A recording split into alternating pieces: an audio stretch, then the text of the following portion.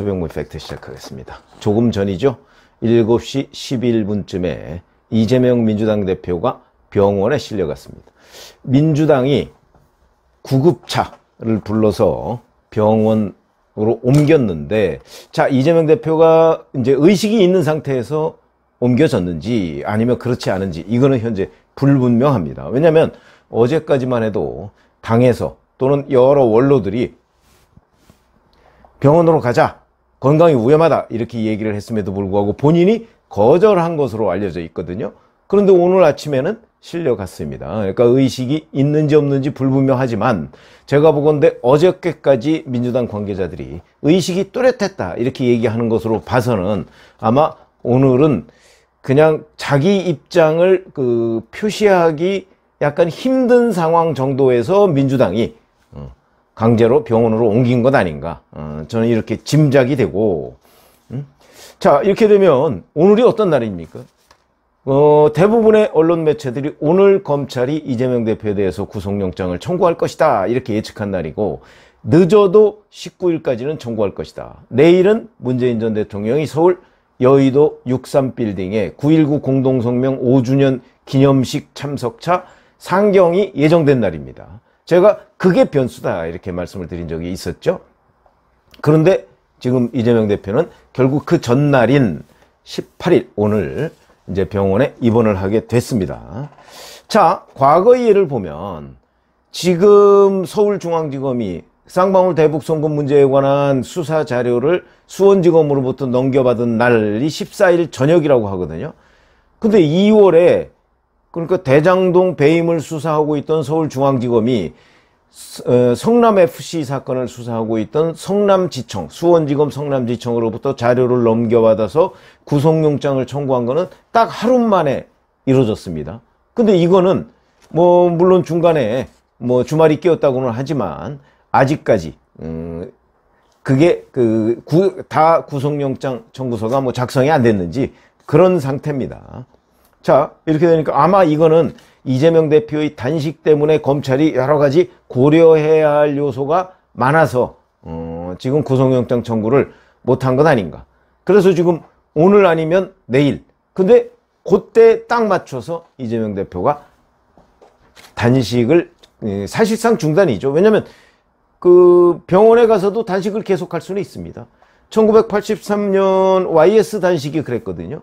5월 18일부터 단식에 들어갔는데 단식 8일차에 그냥 전두환 정부가 강제로 병원으로 옮겼습니다. 그리고 이제 당시 권익현 사무총장 이런 사람들이 이제 YS 병원에 찾아가서 단식을 중단해라 이렇게 계속 권유를 하고 이랬던 적이 있습니다. 당시 집권당이죠.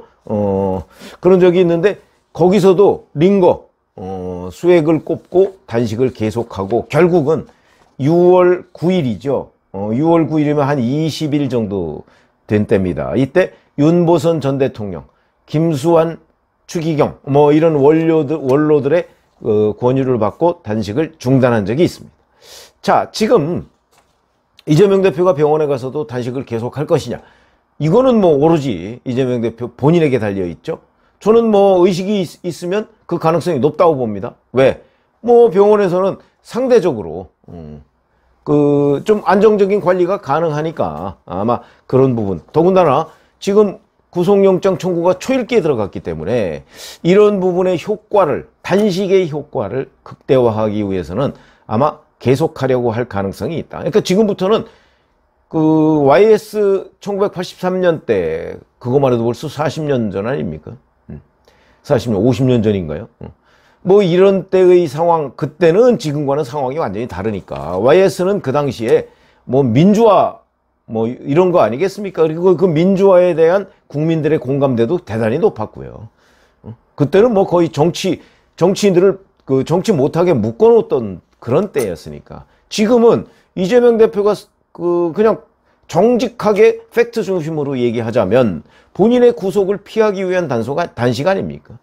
명분 자체가 YS 단식하고는 비교가 안 되죠. 그러니까 지금부터는 야당 대표가 자기의 구속을 피하기 위해서 단식을 시작했고, 그래서 지금 단식을 사실상 끝냈는데, 자, 지금부터의 상황, 이거는 겪어보지 못한 상황이다. 제가 이런 말씀을 드린 겁니다. 자, 이제 이렇다고 하면 검찰은 어떻게 할까? 앞으로 상황은 어떻게 전개될까? 뭐 이런 부분이 이제 제가 미지의 상황이다 이렇게 말씀을 드렸죠.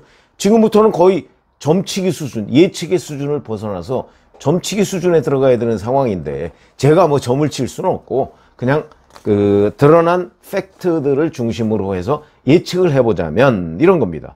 검찰, 지금 그 이재명 대표가 입원했다고 해서 예정됐던 구속영장을 청구하지 않는다.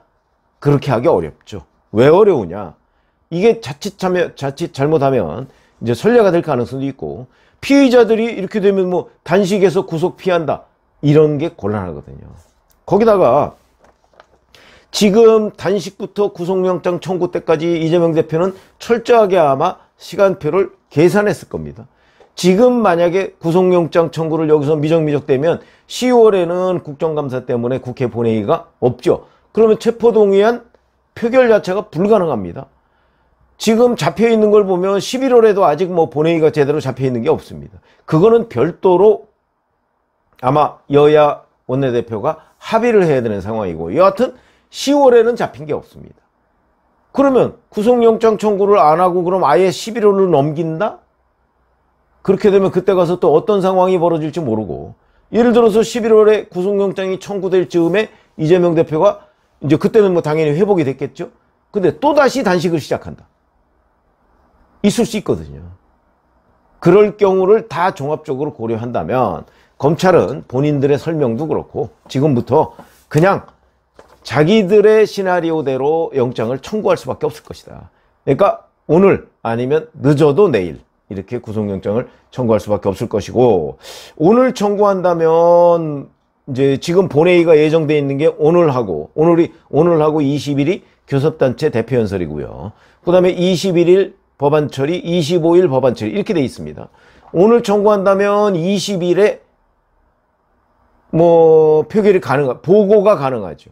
그러면 21일에 24시간만 보고 후 24시간만 지나면 표결을 할 수가 있기 때문에 21일에 이제 표결을 할 수가 있고 오늘 보고를 못하고 20일에 보고한다면 그렇죠. 오늘은 참 보고를 못하죠. 오늘은 청구하는 날이니까. 그러니까 20일에 보고한다면 21일에 표결할 수가 있고 21일에 보고한다면 25일에 표결을 할 수가 있습니다. 근데 이제 자 이런 게 문제가 되죠. 지금 이재명 대표의 단식이라는 변수가 없을 때도 과연 체포동의안이 국회에서 가결될 것이냐를 놓고 설왕설래가 많았습니다. 내기하자는 사람들도 굉장히 많았고요.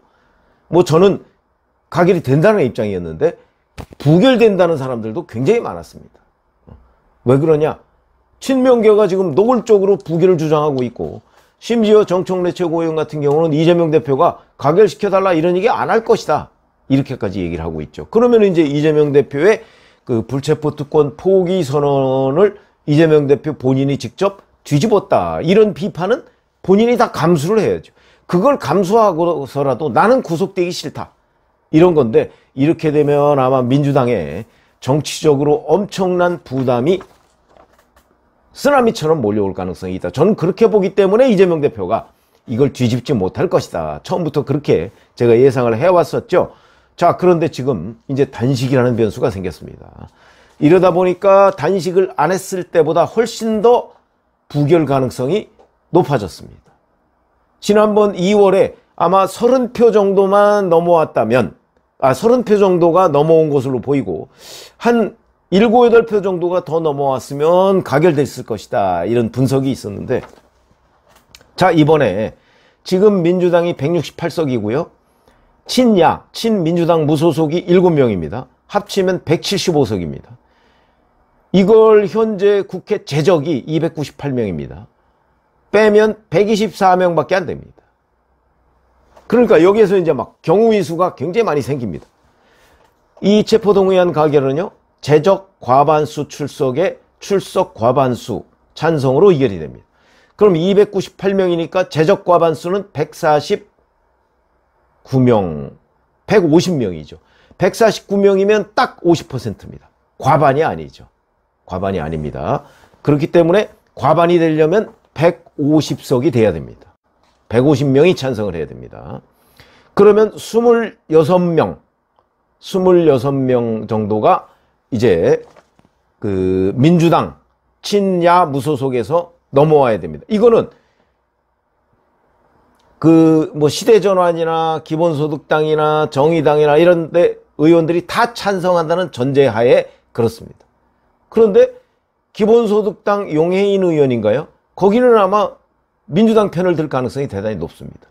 그러면은 최소한도 27명 정도, 27표 정도가 지금 민주당 쪽에서 넘어와야 됩니다.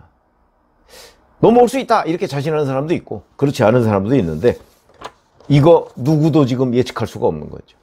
넘어올 가능성도 있고 아닐 가능성도 있다.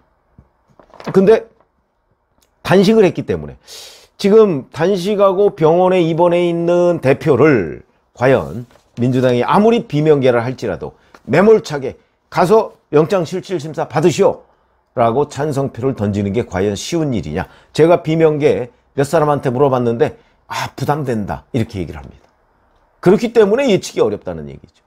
그러니까 지금부터는 사실은 이거 가결될지 가결이 안 될지 애매합니다.